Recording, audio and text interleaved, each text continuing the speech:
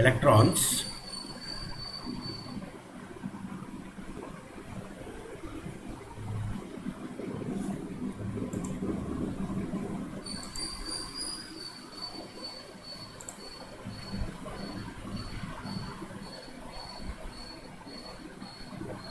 so when you have the money power, there are different levels. N equal to 1 K shell, N equal to 2 L shell, N equal to 3 M shell, N equal to 4 N shell, O shell and so on. இந்த மாதிரி different shells இந்த மாதிரி இருக்கும்போது இந்த இவங்கெல்லாம் என்ன கண்டுபிடிச்சாங்க அப்படின்னா, சப்போஸ் இப்போ N1 ஷெல் ஃபர்ஸ்ட் ஷெல்லில் இருக்கிற ஒரு எலக்ட்ரானை நம்ம எக்ஸைட் பண்ணுறோம் அப்படின்னா, அதாவது எனர்ஜி கொடுக்கும்போது, இதுதான் ஆட்டம். இது ஆட்டமில் நியூக்ளியஸ் இங்கே இருக்குது, இங்கே ஒரு எலக்ட்ரான் இருக்குதுன்னு வச்சுக்கோங்க. இப்போ நம்ம இதுக்கு ஒரு எனர்ஜி கொடுத்துட்டு when we excite this electron to ஒரு ஹையர் எனர்ஜி லெவலுக்கு போகும்போது அது n equal to 1ல இருந்து எதுக்கு வேணாலும் போகலாம். 5க்கு போகலாம், 4க்கு போகலாம், 3க்கு போகலாம், 2க்கு போகலாம், எதுக்கு வேணாலும் போகலாம். ஸோ அப்படி போகும்போது நான் ஏற்கனவே சொன்ன மாதிரி அந்த எக்ஸைட்டட் ஸ்டேட்டில் போன எலக்ட்ரான் அங்கேயே இருக்காது, அது திரும்ப கிரவுண்ட் ஸ்டேட்டுக்கு வந்துடும். ஸோ இப்போது n equal to 1ல இருந்து ஸ்டார்டிங் ஷெல் வந்து n equal to 1, ending shell வந்து n2, அது n1 n2ன்னு வச்சுட்டோம்னா, அதாவது இந்த n1 n2ஓட கன்ஃபியூஸ் பண்ணிக்காதீங்க. இது ஸ்டார்டிங், இது எண்டிங், அந்த மாதிரி n1 n2 இது.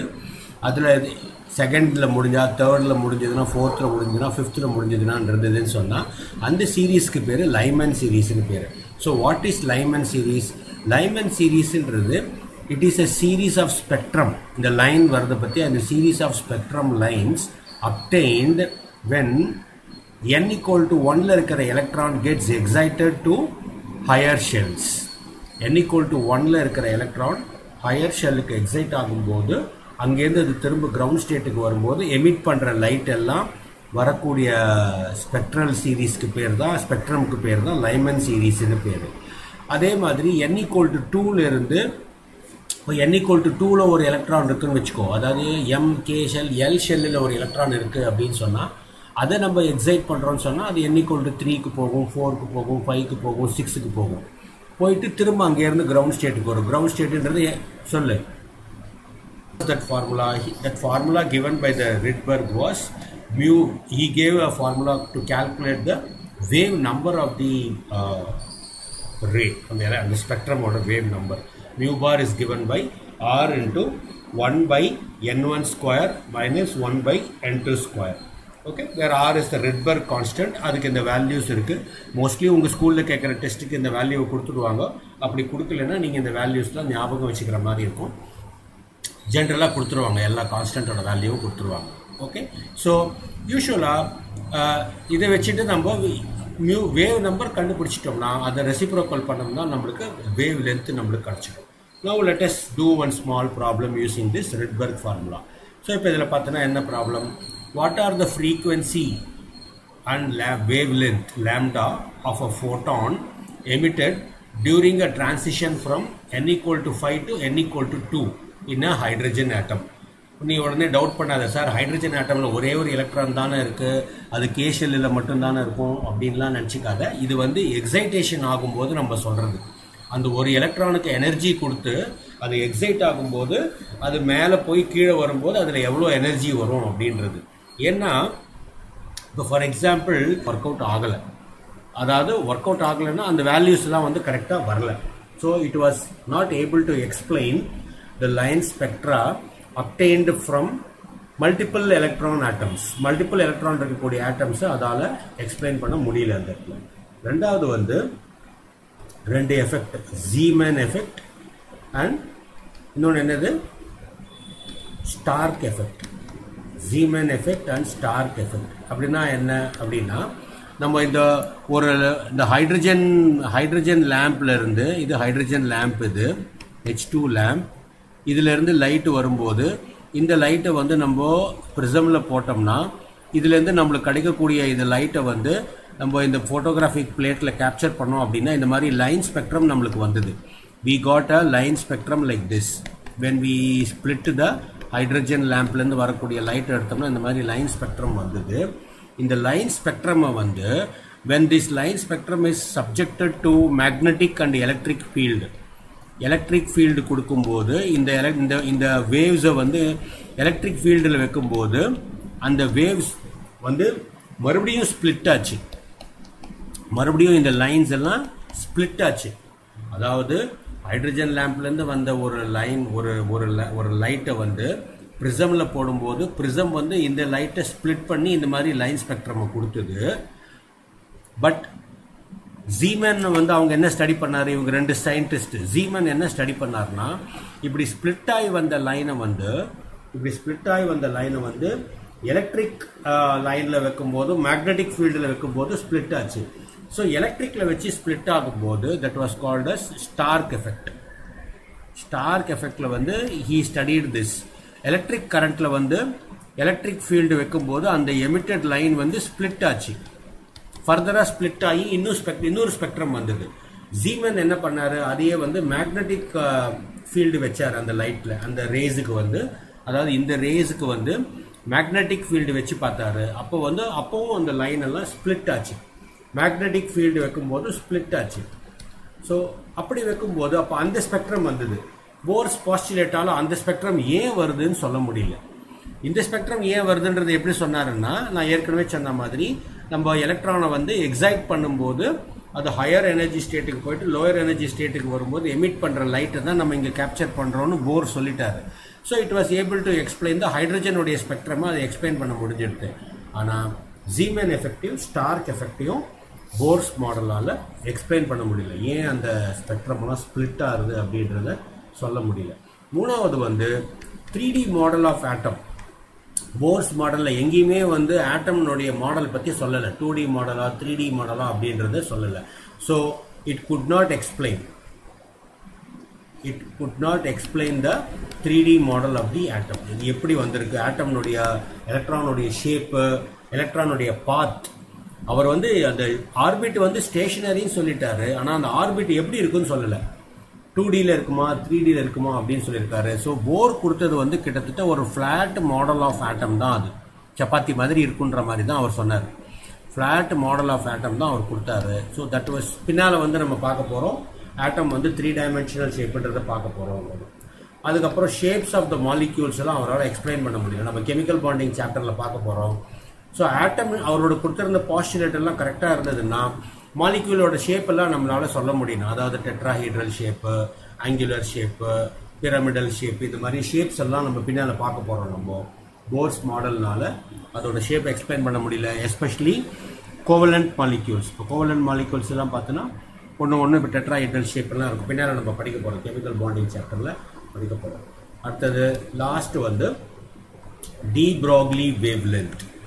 டி ப்ராக்லி வேவ்லென்த்தை அவரால் எக்ஸ்பிளைன் பண்ண முடியல. டி ப்ராக்லி வேவ்லென்த்னா என்ன, பின்னால் நம்ம அடுத்த மாடல் பார்க்க போகிறோம். டூவல் நேச்சர் இருக்கக்கூடிய டூவல் நேச்சர் வரும்போது அதுக்கு அந்த வேவ்லென்த் ஒன்று ஒரு புதுசாக ஒரு வேவ்லென்த் நம்ம டிஃபைன் பண்ண போகிறோம். That's called as de Broglie வேவ்லென்த்ன்றதை டிஃபைன் பண்ண போகிறோம். அந்த வேவ்லென்த்தை வந்து அவரால் எக்ஸ்பிளைன் பண்ண முடியல. எப்போவுமே வந்து நம்ம ஒரு மாடலினுடைய லிமிடேஷன்ஸ் பற்றி சொல்லும்போது நம்மளுக்கு ஈஸியான விஷயம் என்னென்னா அடுத்த மாடலினுடைய பாஸ்டுலேட்டை நம்ம அங்கே போட்டுடலாம். ஸோ ஜே தாம்சன் டால்டன் மாடலில் என்னுடைய பாசிட்டிவ் லிமிடேஷன்ஸ் வந்து தாம்சன் மாடல் சொல்லலாம். தாம்சன் மாடலோட லிமிடேஷன் தான் ரூதர்ஃபோர்டு மாடல் சொல்லலாம். ரூதர்ஃபோர்டு மாடலோட லிமிடேஷன் வந்து போர்ஸ் மாடலோட லிமிடேஷன் வந்து குவாண்டம் மெக்கானிக்கல் மாடலோட லிமிடேஷன் ஃபர்தராக உங்களுக்கு வரும். நீங்கள் அதை ரொம்ப டீட்டெயிலாக ஹையர் ஸ்டடீஸ் படிக்கும்போது நீங்கள் அதெல்லாம் தெரிஞ்சுப்பீங்க அந்த இடத்துல. ஸோ இது எவால்வ் ஆகிட்டே இருக்குது இந்த கான்செப்ட் அது. ஸோ ஆட்டம்னுடைய ஷேப்பை வந்து இன்னும் ஃபைனலைஸ் பண்ணி போகலை. ஸ்டில் தே ஆர் டிஸ்கவரி, புதுசாக கண்டுபிடிச்சிட்டே இருக்காங்க. ஸோ டி ப்ராக்லி வேவ்லேருந்து அவரால் எக்ஸ்பிளைன் பண்ண முடியல. ஸோ இந்த காரணத்தினால வந்து they were not able to Bohr's model failed to do. So next model நம்மளுக்கு வந்தது. நெக்ஸ்ட் மாடல் என்ன, concept of de Broglie wavelength வந்து de Broglie wavelength. So quantum mechanics is a very important chapter. Okay. So the quantum mechanical model, there were two main things. Chalo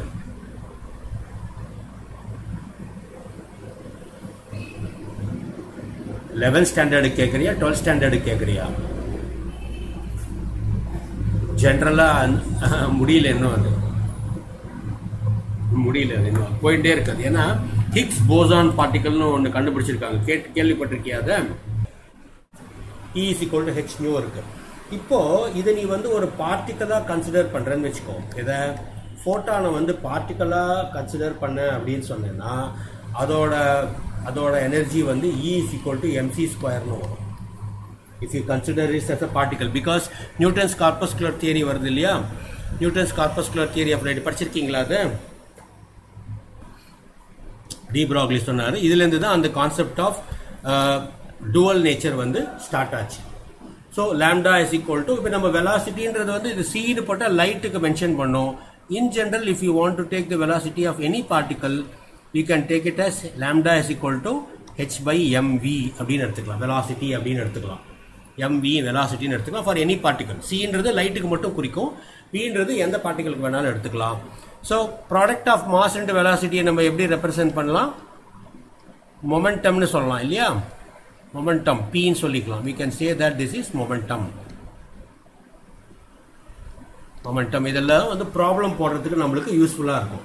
so this equation, that is lambda, in the wavelength, in the lambda mv is equal to p, இது போடுறோம் பத்தியா?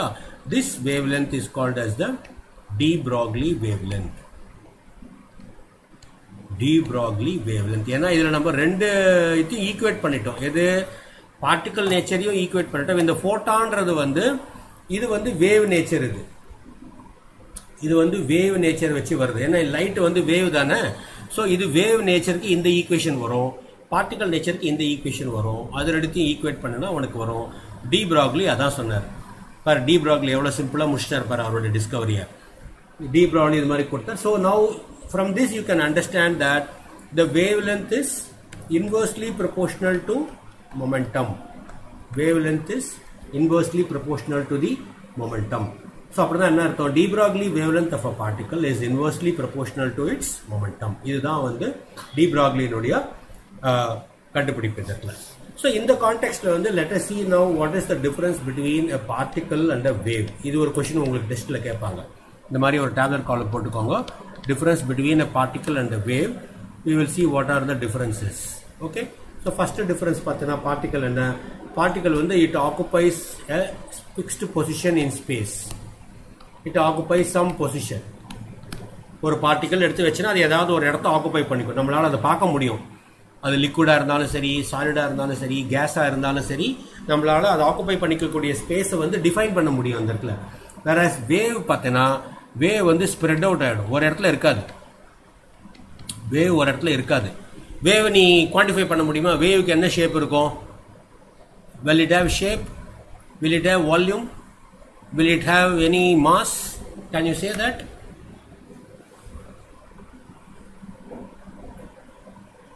இல்லையா? Circumference of a circle. So distance traveled by the electron. அது linear பாத்தில் சுத்துறது அப்படின்னு வச்சுட்டேன்னா அது travel பண்ற டிஸ்டன்ஸ் எவ்வளோ? 2πr distance. சப்போஸ் அது வேவ் பேட்டர்ன்ல சுத்துறது அப்படின்னு வச்சுட்டேன்னா, இந்த மாதிரி வேவ் பேட்டர்ன்ல சுத்துறதுன்னு வச்சுட்டேன்னா எவ்வளோ லேம்டா வருது? 1 lambda, 2 lambda, 3 lambda, 4 lambda, 5 lambda. இந்த இடத்துல ஒரு 5 லேம்டா, இங்க ஒரு லேம்டா வரும்.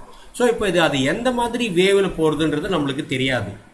அதாவது பெரிய வேவ் லென்த் இருக்கிற வேவா போறதா, சின்ன வேவ் லென்த்ல இருக்கிற வேவா போறதா, அதாவது இந்த மாதிரி போறதா, இல்லை இந்த மாதிரி போறதா, இல்லை இந்த மாதிரி போறதா, எப்படி போறதுன்னு நம்மளுக்கு தெரியாது. அதுக்கு ஏற்ற மாதிரி அந்த லேம்டா வேரி ஆகும்.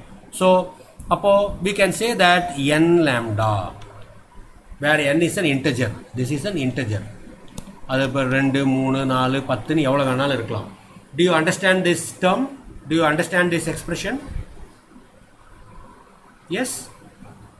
When the electron travels in the form of a wave, the distance covered by the electron in one circular path will be equal to n times lambda. Is that clear? Radius of the orbit. R1 in the first orbit, K shell, where R is the radius of the orbit and n is an integer, lambda is the wavelength. உனக்கு தெரியும் அந்த இடத்துல. So இப்போ நம்மளுக்கு தெரிஞ்ச values எல்லாம் இதில் substitute பண்ணுனா உனக்கு என்ன வரும்? So lambda is equal to h by mv. De ப்ராக்லியில் நம்ம கண்டுபிடிச்சிருக்கோம் இல்லையா? டி ப்ராக்லியில் we derived this relation. அவரோட வேவ் லென்த் நம்ம இங்கே கண்டுபிடிச்சிருக்கோம். From de Broglie's wavelength இருக்கும். ஸோ அதை தூக்கி நீங்கள் போட்டோன்னா என்ன வரும்? 2 pi r will be equal to lambdaவில் போட்டோன்னா n into h by mv வந்துடும். n into h by mv வந்துடும். ஸோ இதை ரீஅரேஞ்ச் பண்ணி எழுதுனேன்னா mvr is equal to nh by 2 pi. mvr is equal to nh by 2 pi. So this is called as the Bohr's angular momentum. Bohr's quantization angular momentum. Angular momentum physics la படிச்சிருக்கீங்களா? Omega. Angular momentum of a disk, angular momentum of a ring, of a இது omega தானே அது. p என்ன சொல்வீங்க அதுக்கு? Inertia, moment of inertia for an angular momentum. அந்த அதுக்கு ஒரு எக்ஸ்பிரஷன்லாம் வரும் இல்லையா, அதுதான் இந்த இடத்துல. இப்போ நம்ம எலக்ட்ரானுடைய ஆங்குலர் மொமெண்டம் தான் இங்கே போர் மெஷர் பண்ணியிருக்காரு. ஸோ இப்போ இதில் பார்த்தோன்னா இந்த எக்ஸ்பிரஷனில் பார்த்தீங்கன்னா இது எல்லாமே கான்ஸ்டன்ட்டு. ஹெச் வந்து பிளாங்க்ஸ் கான்ஸ்டன்ட்டு, 2 பை வேல்யூ வந்து பை 22/7, 2 வந்து கான்ஸ்டன்ட்டு, என் மட்டும்தான் நம்மளுக்கு அந்த எந்த ஆட்டமில் அந்த எலக்ட்ரான் வந்து எந்த வேவ் லென்த்தில் போகிறதுன்றதை பொறுத்து இந்த என் வேரி ஆகும் இந்த இடத்துல. ஓகே, என் வந்து இங்கே வேரி ஆகும். ஓகே, ஸோ இப்போ ஒரு குட்டியாக ஒரு சம்மு போடலாம். So that you will understand this concept very well. calculate the wavelength. Calculate the wavelength of an electron. See, அதோட மாஸ் வந்து எலக்ட்ரான் வந்து மாஸ் நான் கொடுக்குறேன். எலக்ட்ரானோட மாஸ் உனக்கு தெரியும், 9.1 into 10 power minus 31 kilogram. Okay, இது வந்து எலக்ட்ரானோட mass moving with velocity of 10 power 3 meter per second. 10 power 3 meter per second. Okay, so calculate பண்ணலாம். How do we calculate this? 10 power minus 31 இது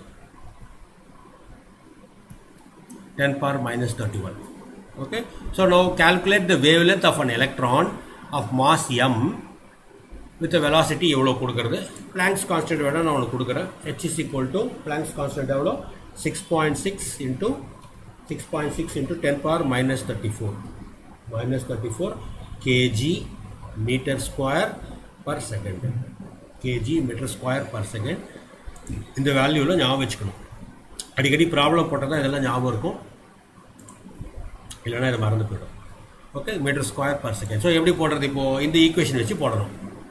இப்போ அங்கே என்ன கொடுத்துருக்காங்க? மாஸ் கொடுத்துருக்காங்க. m is equal to அது கொடுத்துருக்கிற வேல்யூ எடுத்து எழுதிக்கோ அந்த இடத்துல. So maybe I will bold this. உனக்கு அப்போ நல்லா புரியும் அது.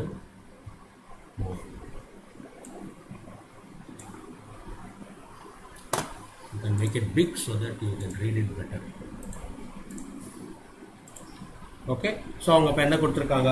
They are given you mass m is equal to அதை எடுத்து எழுதிக்கோ. அப்போ அவனுக்கு எதாவது எழுதிட்டேன்னா அவனுக்கு ஈஸியாக இருக்கும் போடுறதுக்கு. 31 kg கொடுத்துருக்காங்க, யூனிட்டோட எழுதிக்கும் முடிஞ்ச வரைக்கும். And velocity v is equal to 10 power 3 meter per second. Velocity கொடுத்துருக்காங்க, Planck's constant கொடுத்துருக்காங்க. So 6.6 into 10 power minus 34 kg meter square per second. kg meter per square per second. Wave length கேட்டிருக்காங்க. So wave லென்த்தோட formula என்ன? lambda is equal to h by mv. Wave length lambda is equal to h by mv. அவ்வளோதான். Okay, so straight substitution போட்டதுனால உனக்கு இதுக்கு answer வந்துடும். நான் அதை போடலை, நீ அதை தெரிஞ்சுக்கோ அந்த இடத்துல. அதை சரியா? அதே மாதிரி இப்போ சப்போஸ் இன்னொரு கொஷின் கொடுக்குறேன்னு வச்சுக்கோ. Say what will be the wave length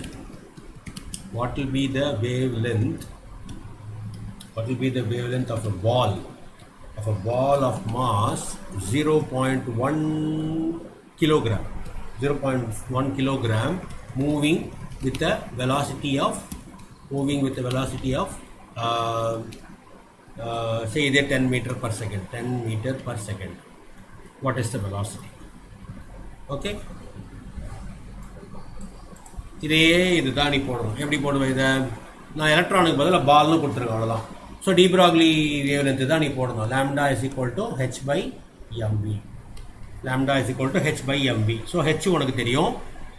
H உனக்கு தெரியும், மாஸ் கொடுத்துருக்காங்க 0.1 kg.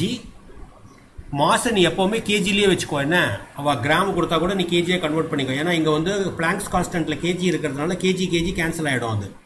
சரியா? அதனால் டி ப்ராக்லி வேவ் லென்த் ரிலேட்டடான சம்மு போடும்போது always have the mass in KG. அது ஒரு சும்மா ஒரு க்ளூ மாதிரி ஞாபகம் வச்சுக்கோ. அது அப்போ உனக்கு ஈஸியாக இருக்கும் அது. ஓகே, ஸோ இந்த மாதிரி ஒரு சம்மு உனக்கு கொடுக்கலாம். கொஞ்சம் டிஃபிகல்ட். ஐ திங்க் இதை நீ போடலாம் இல்லையா? யூ கேன் டூ திஸ் இல்லையா? You can do it by yourself. போட முடியும் இல்லையா?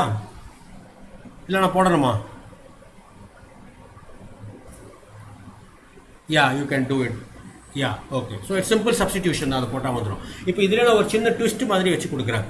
சே for example mass of electron உனக்கு தெரியும்.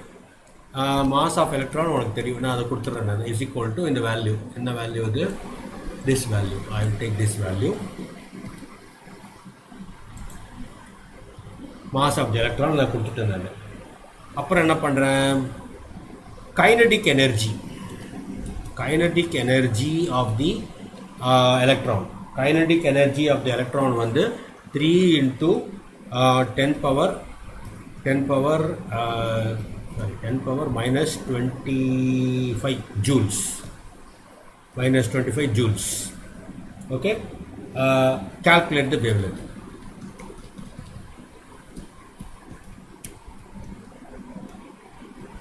Calculate the wavelength. So 10 power minus 25. எப்படி போடுவேன்? இந்த மாதிரி ஒரு ட்விஸ்ட் கொடுப்பேன் உனக்கு.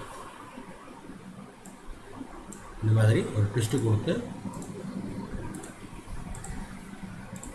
இப்படி கேட்பா சம்டைம்ஸ். எப்படி போடுவேன்? இப்போது மாஸ் கொடுத்துருக்கா, பிளாங்க்ஸ் கான்ஸ்டன்ட் உனக்கு தெரியும், வேவ் லென்த் கேட்டிருக்கா. வேவ் லென்த்தோட ஃபார்முலா என்ன? அதே ஃபார்முலா தான், lambda is equal to h/mv.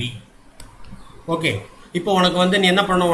உனக்கு என்ன தெரியணும்? வேவ் லென்த் கேட்டிருக்கா, பிளாங்க்ஸ் கான்ஸ்டன்ட் தெரியும், மாஸ் கொடுத்துருக்கா. உனக்கு வெலாசிட்டி வேணும் இல்லையா?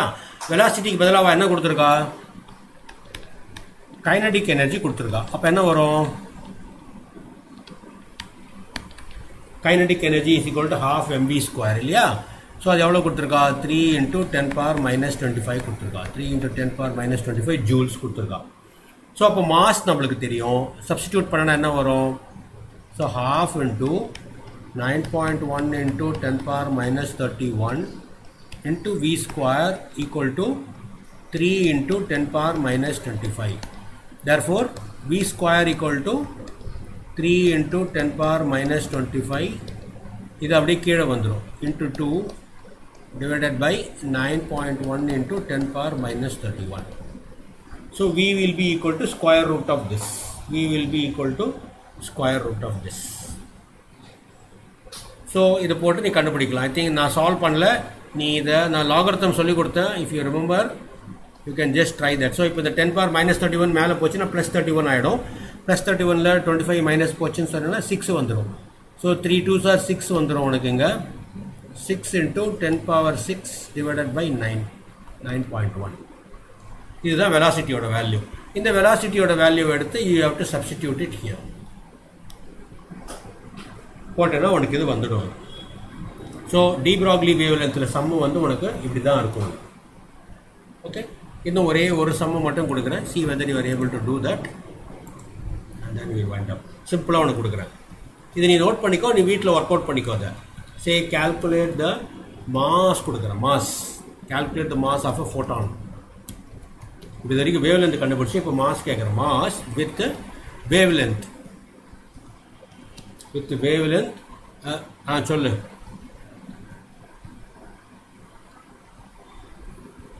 ஆமாம், சும்மா அவங்க சம்மு கொடுப்பாங்க அவங்க, அவ்வளோதான். மாஸ்லெஸ்னா இப்போ அதுக்கு என்ன அர்த்தம் அப்படின்னா, ஏதாவது ஒரு ஸ்டூடெண்ட்டை பார்த்து ஒன்றுமே படிக்க மாட்டான் இவன் தண்டம் அப்படின்னு சொன்னால் என்ன அர்த்தம்? அவன் எல்லா சப்ஜெக்ட்லையும் 0 வாங்குறான்னு அர்த்தமா? கிடையாது. ஏதோ 10 15 5 4 3ன்னு வாங்குவான், ஏதோ மார்க் வாங்குறான். அப்போ நம்ம எப்படி சொல்கிறோம்? அதை ஒரு ரிலேட்டிவ் டேர்ம் தான் அது. மாஸ்லெஸ் அப்படின்னா சுத்தமாக மாஸ் இல்லைன்னு நம்ம சொல்ல முடியாது. ரொம்ப இன்னொரு எக்ஸாம்பிள், இப்போ 2 பேர் இருக்கா, இவா நல்லா பாடுவா அப்படின்னா என்ன அர்த்தம்? இன்னொருத்தருக்கு பாட தெரியாதுன்னு அர்த்தமா? அந்த மாதிரி அது. அவளும் பாடுவா, பட் சுமார் அது அந்த மாதிரி அது மாஸ்லெஸ் அப்படின்னா அது ரொம்ப ரொம்ப ரொம்ப ரொம்ப ரொம்ப நெக்லிஜிபிளாக இருக்கும்னு அர்த்தம் அது. ஸோ அந்த மாதிரி இது. ஸோ இப்போ இதை எப்படி போடுவீங்க? calculate the mass of the photon. So என்ன ஈக்குவேஷன்? அதே ஈக்குவேஷன் தான் போடணும். என்ன? lambda is equal to h by mv. lambda is equal to h by mv.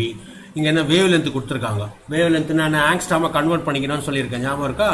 3.6 into 10⁻⁻10 metre போட்டுக்கணும். பிளாங்க்ஸ் கான்ஸ்டன்ட் தெரியும். மாஸ் தான் அவள் கேட்டிருக்கா. வெலாசிட்டி ஆஃப் த ஃபோட்டான் எவ்வளோ இருக்கும் ஞாபகம் இருக்கா? அந்த போன கிளாஸில் ஒரு சம்மு போட்டோமே, எர்த்துலேருந்து சன்லேருந்து எர்த்துக்கு லைட்டு ட்ராவல் பண்ணும்போது வெலாசிட்டி எவ்வளோ எடுத்துட்டோம் நம்ம வேக்யூமில்? 3 × 10⁸. இதெல்லாம் தான் உனக்கு சம்மில் ஒரு ட்விஸ்ட்டு கொடுப்பான். ஸோ இதை வச்சுட்டு நீ இப்போ m is equal to அதை அப்படியே ரீஅரேஞ்ச் பண்ணி எழுதிக்கணும். h by 3.6 into 10⁻⁻10 into 10⁻3 into 10⁸. போட்டுனா இதுதான் mass of the photon. Mass of the photon. So அதாவது ஒரே ஃபார்முலா தான்.